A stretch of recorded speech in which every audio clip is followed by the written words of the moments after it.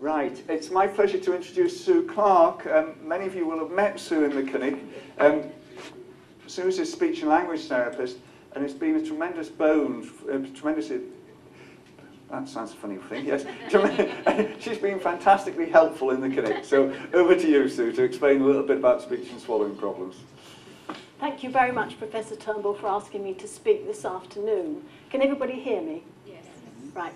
Now, I did my speech therapy training at the Central School of Speech and Drama in London, which trained people like Vanessa Redgrave, Sir Harold Pinter, and even Graham Norton.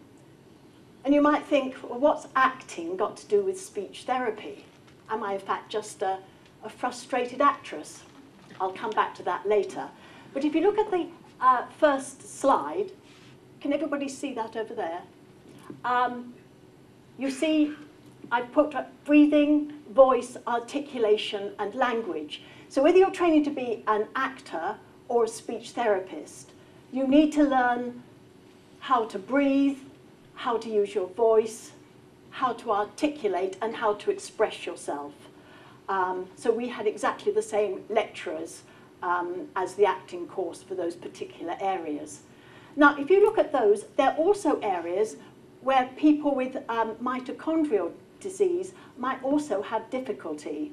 So really, that training that I had is very relevant to today. And I want to go through each of those areas. First of all, I want to talk about breathing. It's very important that you start off with that you have good posture. It's no good being all sort of creased up like this, because you need to fill out your lungs with air. And you need to do it at the level of the diaphragm, which is down here, because your lungs are down, down there. They're not up here, so shallow breathing is not good. And you need that breath in order to produce voice. And I always say to people, it's no good taking a nice, good, deep breath if you lose half of it before you start talking, because then very quickly you're going to run out of breath and you're not going to be heard. And if in fact you feel you are going to run out of breath, then very quickly take another breath, because it is likely that because you've got weak respiration, the muscles of respiration may be weak, you may have to take more and frequent breaths in order to maintain your voice. The muscles of the vocal cords may also be weak, which means that some of you may find it difficult to produce a very good cough. And also your voice might be rather weak, because again, the vocal cords are not coming together strongly. So that's another area that we will work on.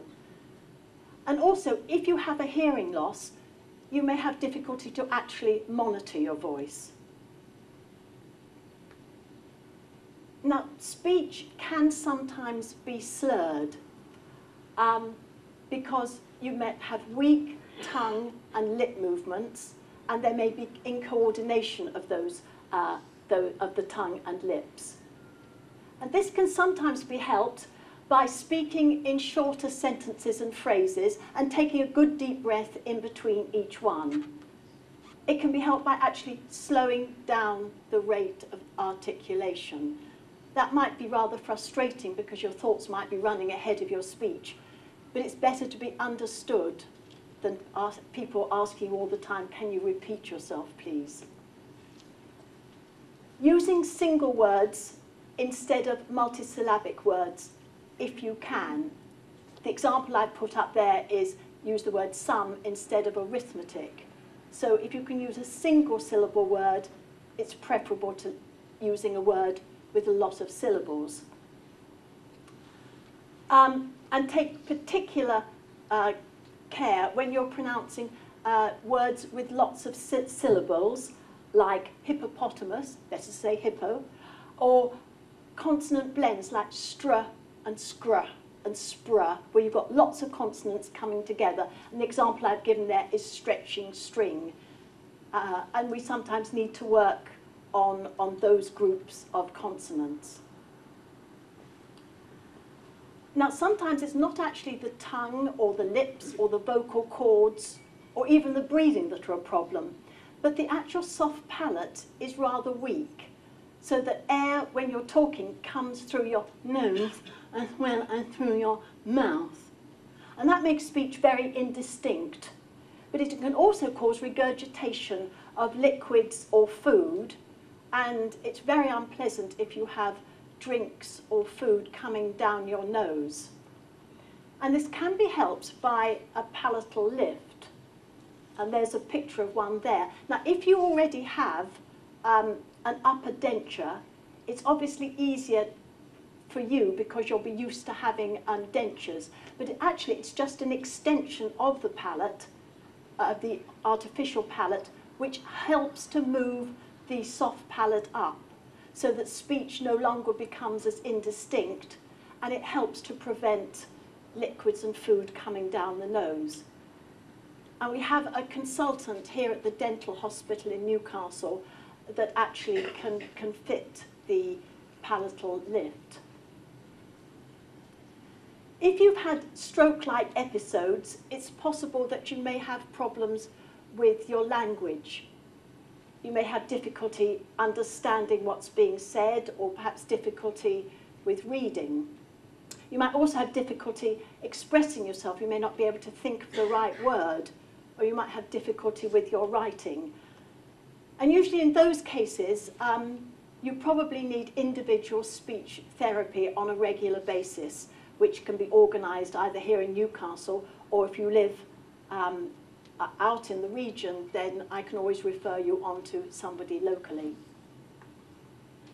Now, you use the same muscles for speaking and for swallowing, so that's why speech therapists are very involved in people with swallowing difficulties. I know I've seen quite a lot of you for people with swallowing problems.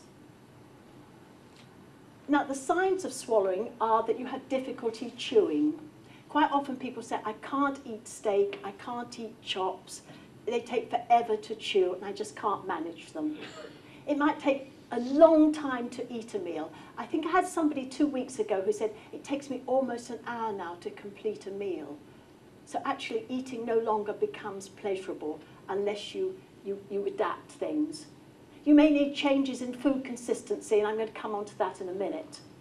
You may get the feeling of food sticking in your throat, which is very unpleasant, and it may be very difficult to clear, partly because you may have a weak cough, so you can't cough things out, and the muscles in the throat may be weak and you can't get the food down. Your voice may sound gurgly after you've eaten or had something to drink, and that's because, again, the material is not being cleared away from your throat. You may cough and choke after eating or drinking, and you get more and more tired as you progress with the meal, and the swallowing gets worse. Now, this is the clever stuff. I'm going to try and show you a normal swallow, and followed by an abnormal swallow. So this is the normal swallow, into the mouth, and you see how quickly it goes down into the throat. Food going in, and gone down very quickly. That's a normal swallow. Now I'm going to show you a person with difficulty with swallowing. Now you see the food's being stuck in the mouth. It's taking a long time to get the food back, to get it ready for the swallowing. And then I hope you can see that the food is actually stuck in the throat and it's not being cleared. And it's very likely that when the food's not being cleared, when you start to breathe again, the food is still sticking in your throat, and that's when little bits can go down into the airway, and that can cause chest infections. And you can see how long this person's taking to just take a mouthful of quite soft food.